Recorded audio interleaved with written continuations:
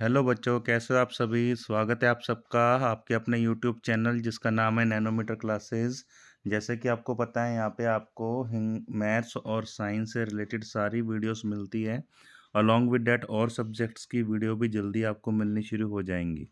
तो बेटा हमने पहले जो चैप्टर करा है उसका नाम है क्रॉप प्रोडक्शन एंड मैनेजमेंट। जिस जिस बच्चे को वो चैप्टर अच्छे से समझ नहीं आया है, वो जाके प्रीवियसली सारी वीडियोस को एक बार गो थ्रू करे और उससे रिलेटेड क्वेश्चंस कमेंट बॉक्स में पूछ सकते हैं। तो बेटा आज हम जो चैप्टर यूज़ करने जा रहे हैं वो है cell, the structure and its function. पहले तो बेटा आपको ये पता होना चाहिए सेल होता क्या है। ये सेल वो सेल नहीं है जो बैटरी में डलता है, यानी कि आपके रिमोट में या फिर घर में घड़ी होती है ना, वो वाले सेल की बात नहीं कर रहे हम। ये सेल वो सेल है जिससे ह्यूमन बॉडी बनती है या कोई भी ऑब्जेक्ट बनता है। जैसे कि आपके आसपास एनवायरनमेंट में जितनी भी चीज़ें हैं वो सारी की सारी किससे बनी है? सेल से। सेल क्या है? बहुत छोटा सा एक माइक्रोस्कोपिक तरीके से देखने वाला जंतु कह सकते हैं आप। जंतु नहीं कहेंगे, आपकी बॉडी का पार्ट ही है। ठीक है? तो बेसिकली सेल है क्या? Structure and a function unit और fundamental life. Cell is a structural functional unit of fundamental life, इसको हम सेल कहते हैं। तो चलो बच्चों, टाइम खराब ना करते हुए हम इसके बारे में डिटेल में पढ़ेंगे और एक एक वर्ड का मतलब समझेंगे कि आपकी एनसीईआरटी की बुक में दिया क्या हुआ है। एक बात बच्चों याद रखना, एनसीईआरटी की बुक में जो भी कॉन्सेप्ट दिए होते हैं अमूमन सारी बुक्स में वो सेम ही होते हैं और अलग अलग बुक में अलग अलग तरीके से एलेबोरेट किए जाते हैं। आप चाहे एनसीईआरटी से पढ़ लो, चाहे किसी भी बुक से पढ़ लो, बस आपके बेसिक्स क्लियर होने चाहिए। मेन फंडा ये होता है पढ़ाई का। ठीक है बच्चों, चलो शुरू करते हैं। You have already learn that things around us are either living or non living. कहते हैं आपको ऑलरेडी पता है, आप जानी जान हो बच्चों, आप तो भगवान हो। आपको ऑलरेडी पता है भी कौन सी चीज़ जिंदा है और कौन सी चीज़ मरी हुई है। यानी मरी हुई का मतलब ये नहीं कि डेड, यानी कि नॉन लिविंग। यानी कि जैसे कि आपके घर में क्या हो गया, स्टूल हो गया और बेड हो गया, सोफ़ा हो गया, ये सारी नॉन लिविंग होती हैं। और लिविंग क्या होती हैं? जो साँस लेती हैं। जैसे मैं एक लिविंग हूँ, आप लिविंग हैं जो सुन रहे हैं इस वक़्त, ठीक है? जो रिस्पॉन्स करते हैं उन्हें हम लिविंग कह सकते हैं और जो अच्छे से रिस्पॉन्स नहीं करते हैं उन्हें हम नॉन लिविंग कह सकते हैं, ठीक है? Further, you may recall that all living organisms can carry out certain basic function. Can you list this function?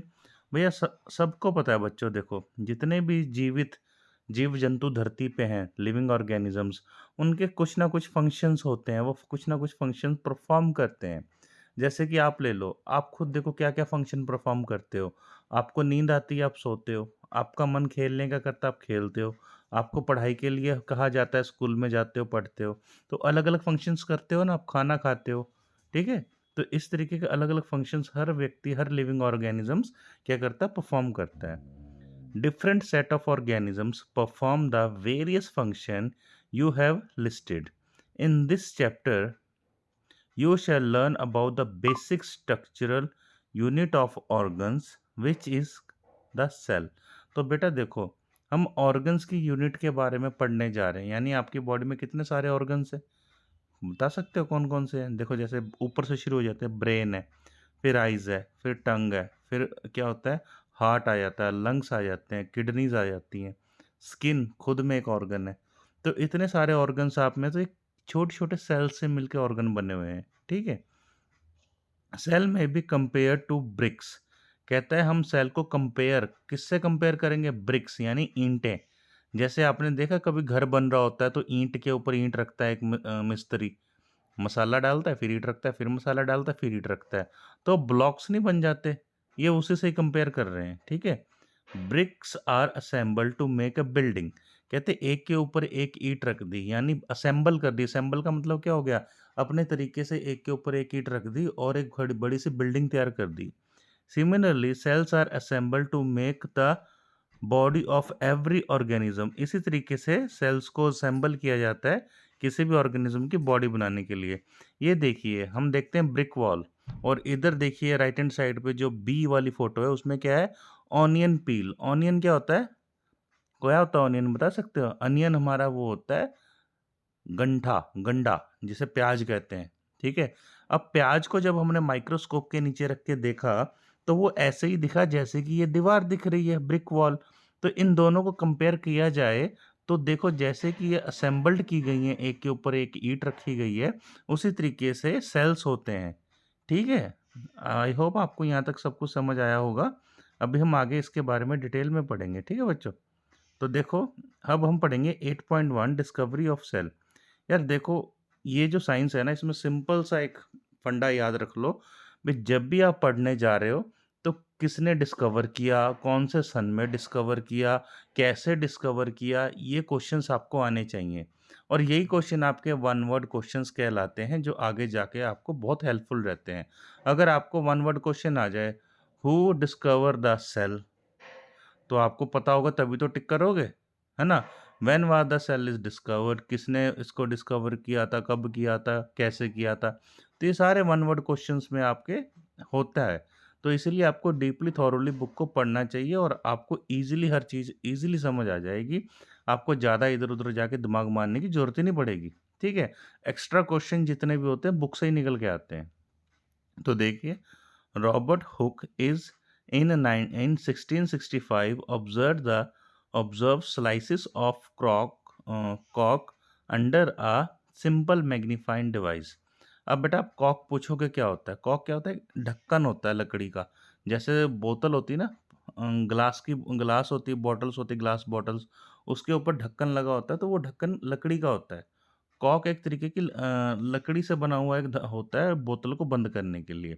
उसने उसकी एक पतली सी लेयर निकाल ली और उसको मैग्नीफाइंग ग्लास के नीचे रख के देखा, तो देखो ये नीचे जो ब्लैक सी फोटो है ना, ये उसी की है। देखो, कॉक cell as observe by the Robert Hooke. तो उसको ये देखने में लगा, भाई ये जो पतली सी स्लाइस है, ये छोटे छोटे छोटे छोटे ऐसे ईंटों के ऊपर ईंटें रख के बनी है। उसने तभी इनको सेल्स का एक तरीके से एज्यूम कर लिया और नाम दे दिया था, ठीक है? He took thin slice of cork and observed them under a microscope। अब मैग्नीफाइंग डिवाइस के बाद उसने उसको क्या करा, माइक्रोस्कोप के नीचे रख के ऑब्जर्व करा। कहता देखते हैं यहाँ पे कैसा दिखता है। He noticed a partition boxes और compartment in a cork slices। उसने नोटिस किया, बड़े गहराई से जाके देखा कि छोटे छोटे बक्से बने हुए हैं, एक के ऊपर एक के ऊपर एक के ऊपर एक के बगल में एक के बगल में एक एक बक्सा पड़ा हुआ है। और उसे ऐसा लगा छोटे-छोटे बक्से या फिर कंपार्टमेंट्स होते हैं। जैसे ढेर सारे रूम एक साथ बना दिए, कंपार्टमेंट बना दिए, ठीक है? तो फिगर 8.1 में आप देख सकते हैं, मैं दोबारा आपको दिखा देता हूँ। कोई दुविधा, कोई दुःख, कोई परेशानी, कोई संकट आपको हो इससे रिलेटेड, तो आप कमेंट बॉक्स में लिखिए, आपको आंसर मिलेगा आपकी दुःख, दुविधा, संकट का। ठीक है? तो आगे हम देखते हैं, these boxes appeared like a honeycomb. Honeycomb क्या होता है? भैया जैसे मधुमक्खी का छत्ता होता है ना, उसके जैसे। अब जिस बच्चे ने अगर मधुमक्खी का छत्ता नहीं देखा, तो एक रिक्वेस्ट है, इस छत्ते को यूट्यूब या गूगल पे ही देखिएगा। रियलिटी में किसी मधुमक्खी के छत्ते को हाथ मत लगाइएगा, नहीं तो सुझा देगी मधुमक्खी आपको। और ऐसा ऐसी जगह से सुझाएगी ना कि बस सूझे रहोगे कई दिनों तक, ठीक है? He also notice that one box was separated from the another by an wall or partition. उसने ये भी नोटिस किया भी एक बॉक्स हर बॉक्स से अलग था, या उसमें पार्टीशन था किसी वॉल का या किसी तरीके से। यानी वो चिपके जरूर हुए थे लेकिन पार्टीशन में थे। क्लियर है? यानी ये नहीं है कि खुले आम ऐसे पड़े हुए थे, नहीं। एक एक्यूरेट बॉडी, एक एक्यूरेट स्ट्रक्चर उनका बना हुआ था। Hooke coined the term cell. उस वक्त रॉबर्ट हुक ने उसको क्या नाम दे दिया? सेल। ठीक है? ईच बॉक्स, जितने भी बॉक्स है, हर बॉक्स को कह दिया ये सारे सेल हैं। मतलब इतने सारे सेल मिलके एक पूरा ये बनाते हैं। ठीक है? किसी भी बॉडी को या किसी भी ऑर्गन को। When Hooke observed as boxes or cells in a cork were actually dead cells। उसने जब उन्हें ऑब्जर्व किया था, तो वो डेड सेल थे। यानी कि क्या था? वो नॉन लिविंग था। एक कॉक का, रबड़ का टुकड़ा ही तो था लकड़ी का, वो क्या था? नॉन लिविंग था। और वो उसको क्या था? डेड सेल्स घोषित कर दिया गया।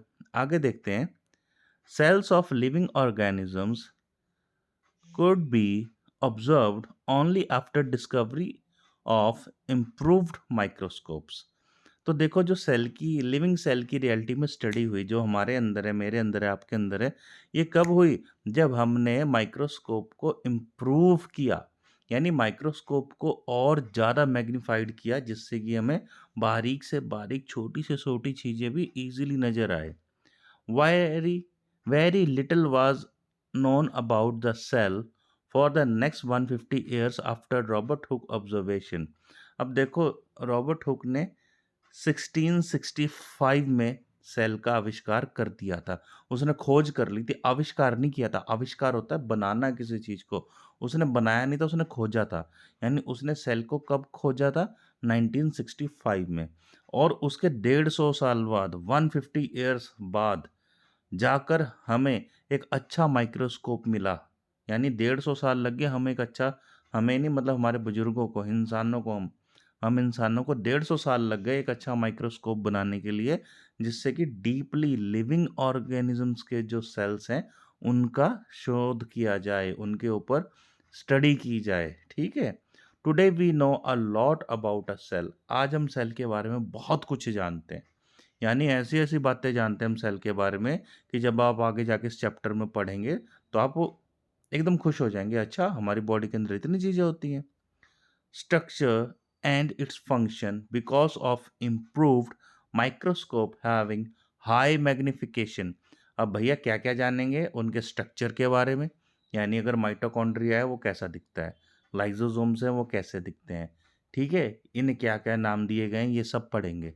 और इसी के साथ-साथ माइटोकॉन्ड्रिया का क्या फंक्शन है, लाइसोसोम्स का क्या फंक्शन है, गोल्गी ऑपरेटर्स का क्या फंक्शन है, इन सब के फंक्शंस भी पढ़ेंगे।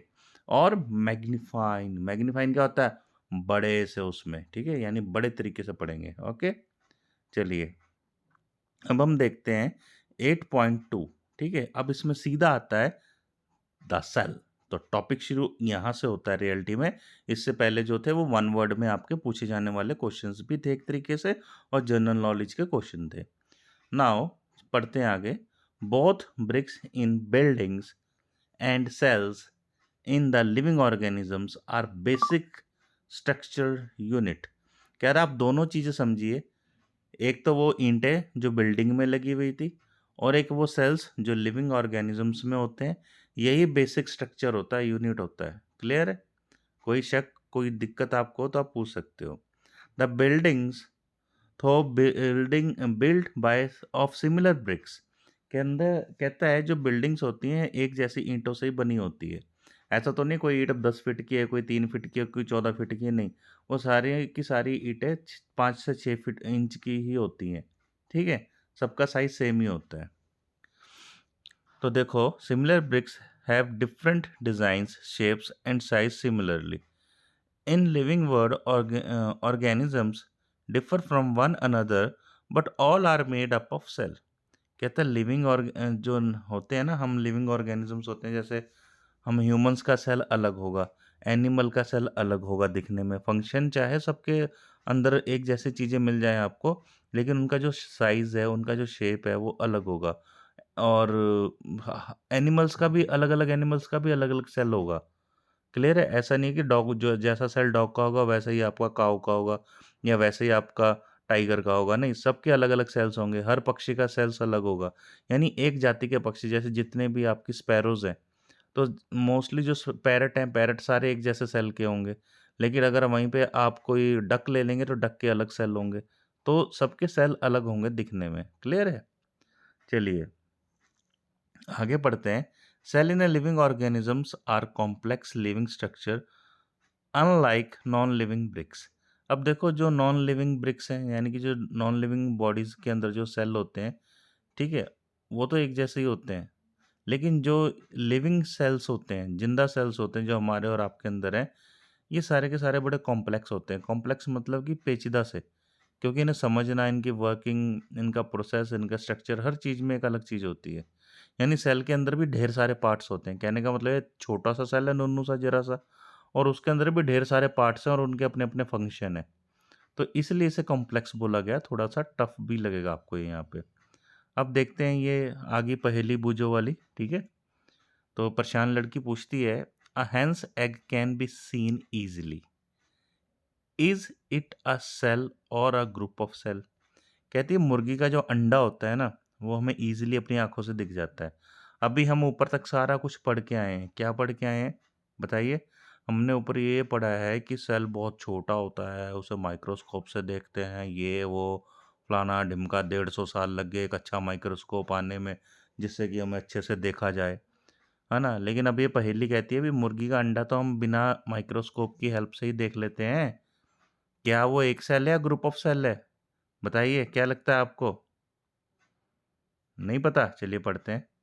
The egg of the hen represented a single cell and is a big enough to be seen by the unaided eyes। वो ये कहती है, इसका जो आंसर है ये है कि जो मुर्गी का अंडा होता है ना, ये सिंगल सेल होता है और ये हमें बिना किसी हेल्प से, माइक्रोस्कोप की हेल्प से दिख जाता है। और सबसे बड़ा लिविंग सेल कौन सा है, अंडा कौन सा है पता है? सेल कौन सा है? Ostrich egg. ऑस्ट्रिच देखा? शुतुरमुर्ग, वो बड़ा सा पक्षी होता है घोड़े जैसा, उसका अंडा सबसे बड़ा है, तो उसका सेल ही सबसे बड़ा है। ठीक है, चलिए आगे पढ़ते हैं। 8.3 ये टॉपिक है हमारा। Organisms have show variety in cell number, shape and size. जाहिर सी बात है, मैंने आपको बताया था चेंजेस और डिफरेंसेस रहेंगे हर जगह, सेल के साइज में भी, उसके शेप में भी, ठीक है, और उनकी काउंटिंग में भी, यानी कितने नंबर ऑफ सेल्स होंगे। हो सकता है किसी में 1 करोड़ सेल हो सकता है किसी में 100 करोड़ सेल हो। ठीक है, तो इस पे भी निर्भर करती है सारी बात। How do scientist observe and study the living cell. अब भैया साइंटिस्ट कैसे इनकी स्टडी करते हैं, कैसे इन्हें ऑब्जर्व करते हैं? दे यूज़ माइक्रोस्कोप विच मैग्नीफाई ऑब्जेक्ट। अब भैया वो यूज़ करते हैं माइक्रोस्कोप, ठीक है बच्चों। और माइक्रोस्कोप क्या करता है? मैग्नीफाई कर देता है ऑब्जेक्ट को, यानी जो चीज़ हमने माइक्रोस्कोप के नीचे स्लाइड में रखी है उसको वो कई लाख गुना बड़ा कर देता है और हमें वो ईजिली दिखता है। उस पे वो स्टेन यूज़ करता है। स्टेन क्या होता है बेटा? डाई होती है, यानी कि ब्लू कलर की या रेड कलर की ना, उसके पास एक इंक सी होती है, उसको वो सेल के ऊपर डाल देता है। उससे क्या होता है? वर्किंग है तो जाहिर सी बात है वो उसको चूसेगी रंग को, चाहे वो नीला रंग है, नीले रंग की डाई है तो उसको वो चूसेगी, तो ऑटोमेटिकली उसके अंदर कलर आएगा और बहुत ही ज़्यादा फिनिशिंग से आपको चीज़ें दिखेंगी। Are use to colour part of the cell to study the detailed structure. तो समझ आ ही गया होगा आपको भी उसके ऊपर क्यों डाला गया है, क्योंकि अगर वो लिविंग सेल है तो ऑब्वियसली उसको ऑक्सीजन क्या करेगा, वो एक तरीके से ऑक्सीजन लेगा, एक्सचेंज करेगा गैसेस को, बहुत चीज़ों को, तो ऑटोमेटिकली उसके अंदर कलर चला जाएगा जिससे कि उसे आप डिटेल में पढ़ सको। There are millions of living organisms, they are different shape and size. Their organs also vary in shape, size, and number of cells. Let us study about some of them. तो बेटा वो क्या कहता है, हमारी दुनिया में ना, अर्थ पे मिलियंस ऑफ लिविंग ऑर्गेनिजम्स हैं, सबके अंदर बिलियंस और ट्रिलियंस ऑफ सेल्स हैं और हर सेल का शेप, साइज सब कुछ डिफरेंट है। किसी का शेप और साइज बिल्कुल भी सेम नहीं है। इंसानों का शेप जो है सेल का एक जैसा है, जानवरों का अपने तरीके का है, पेड़ जो हैं, ट्रीज़ हैं, इनका अपने तरीके का है, ठीक है, बर्ड्स का अपने तरीके का है। ठीक है जी, चलिए अब हम पढ़ते हैं नंबर ऑफ सेल। सबसे पहले पढ़ेंगे अभी नंबर ऑफ सेल। तो ये देखिए साइड पे आपको अमीबा एंड पैरामीशियम दिख रहा होगा। ये अमीबा देखो, ये छपका सा है, 5-6 लाते हैं इसकी। और पैरामीशियम देखो, नाम से ये पैरा, पैरों में पहनने वाली चप्पल जैसा। तो देखो ध्यान से देखो, ये जैसे चप्पल आप पैरों में पहनते हो वैसा ही दिख रहा है पैरामीशियम, जो बी फिगर है। तो पैरा, पैरों में पहनने वाली चप्पल से आप एक आइडिया ले लो कि पैरामीशियम को कैसे याद रखोगे? पैरों में पहनने वाली चप्पल, पैरा। ठीक है, तो देखिए, can you guess the number of cells in a tall tree और in a huge animal like elephant. वो कहता है आप एज्यूम कर सकते हो कि बहुत बड़ा पेड़ है, अब उस पेड़ के अंदर कितने सेल होंगे? नहीं कर सकते ना। और कहता है एक बड़ा सा हाथी है, उस हाथी के अंदर कितने सेल होंगे? नहीं कर सकते एज्यूम यार, गिन ही नहीं सकते। पता कितने होते हैं? देखो, the number run into billion and trillions.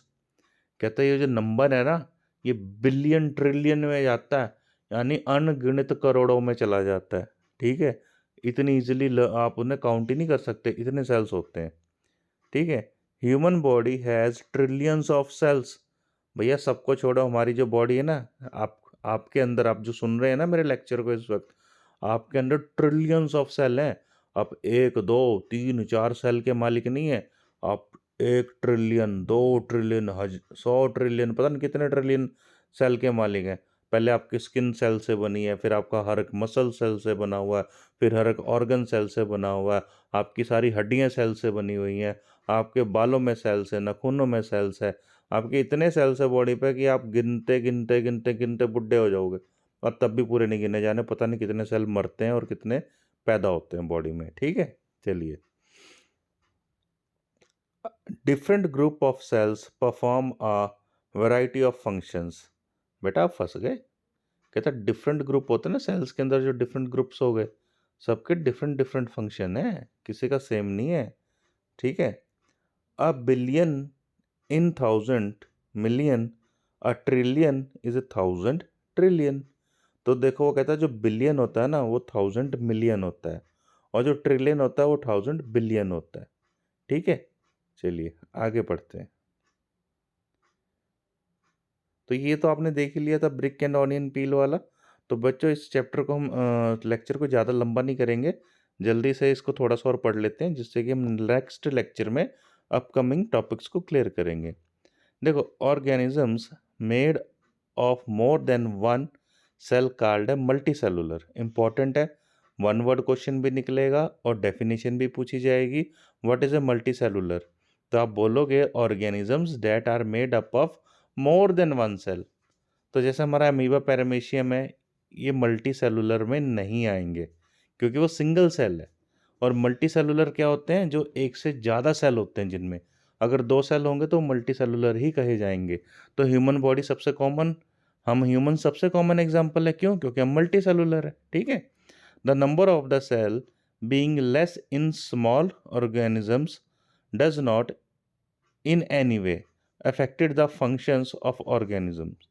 देखो वो कहता है कि कोई भी ऑर्गेनिज्म है, चाहे उसमें सेल्स ज़्यादा हो या कम हो, भाई वो उसके फंक्शंस के ऊपर कोई इफेक्ट नहीं डालेगा, वो अपना काम करता ही रहेगा। ठीक है। You will be surprise to know that an organism with billions of cells being life as a single cell. अब देखो वो साफ साफ कह रहा है कि आप सरप्राइज्ड हो जाओगे, आप चौंक जाओगे ये जान के, that organism with billions of cell. देखो जिस ऑर्गेनिज्म में बिलियंस ऑफ सेल होते हैं, ठीक है, began a life as a single cell, उसने अपनी ज़िंदगी सिंगल सेल से ही शुरू करी थी। आप नहीं समझे, मैं समझाता हूँ। इसके कहने का मतलब ये है कि इस धरती पे जब निर्माण हो रहा था पेड़ पौधों का, हमारे से पहले बंदर आ गए थे, कहते बंदरों से इंसान बने, आपने पढ़ा होगा, है ना। उसी तरीके से क्या है कि ये कहते हैं सिंगल सेल आया था पहले, जैसे कि अमीबा हो गया, एग्जाम्पल ले लेते हैं। तो ये अमीबा आया था और अमीबा से ही आगे सारे सेल्स बनने शुरू हुए एक एक करके। कई कई साल लग गए सेल्स बनने में, फिर कई साल बाद जाके हम इंसान पैदा हो गए बंदरों से। ठीक है, तो ऐसा जो आपने थ्योरीज पढ़ी हैं, तो उसी के आधार पर मैं आपको बता रहा हूँ। चलिए देखते हैं। Life as a single cell which is a fertilised egg. देखो सिंगल सेल की फॉर्म में सबसे पहले क्या आया था? फर्टिलाइज्ड एग आया था। जैसे कि वो मुर्गी का अंडा, तो जाहिर सी बात है पहले मुर्गी का अंडा आया होगा, तभी उससे मुर्गी निकली होगी। अब मत लड़ना, पहले मुर्गी आई थी कि अंडा आया था? जाहिर सी बात अंडा आया था, उसमें से मुर्गी निकली। अब ये मत कहना कि मुर्गी ने तो अंडा दिया होगा, नहीं। पहले किसी ना किसी तरीके से सेल्स की आपस में फ्यूज़न हुई होगी, रिएक्शन हुई होगी, तो बड़े सेल और छोटे सेल्स की फॉर्मेशन हुई होगी। ठीक है, चलिए। The fertilised egg cell multiply the number of the cells increases as a developed proceed। तो वो यही कह रहा है कि जो छोटे छोटे सेल्स होंगे ये आपस में मिले होंगे, इन्होंने मिलके एक बड़ा सेल बनाया होगा, और उस बड़े सेल ने आगे जाके अपना प्रोसीजर लिया होगा, किसी बड़े पक्षी में कन्वर्ट हो गया, किसी जानवर में कन्वर्ट हो गया। Look at the figure 8.3a and b. Both organisms are made up of single cell. The single celled organisms are unicellular. Uni mean one, cellular means cell. Underline कर लो इस लाइन को भी।